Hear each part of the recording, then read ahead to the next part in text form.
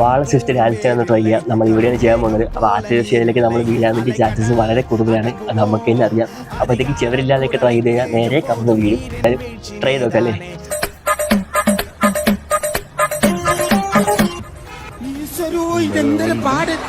ഇങ്ങനെയൊന്നും അല്ലടാ.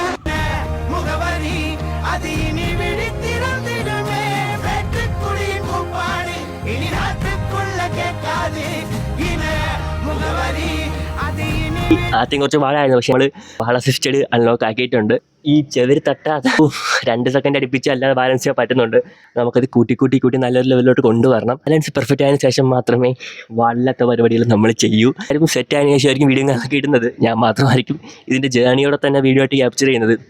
ഇപ്പോഴേ എൻ്റെ കൂടെ ചെയ്ത് തുടങ്ങിക്കഴിഞ്ഞാൽ ഞാൻ അൺലോക്ക് ആക്കുമ്പോൾ നിങ്ങൾക്കും അൺലോക്ക് ആക്കാം.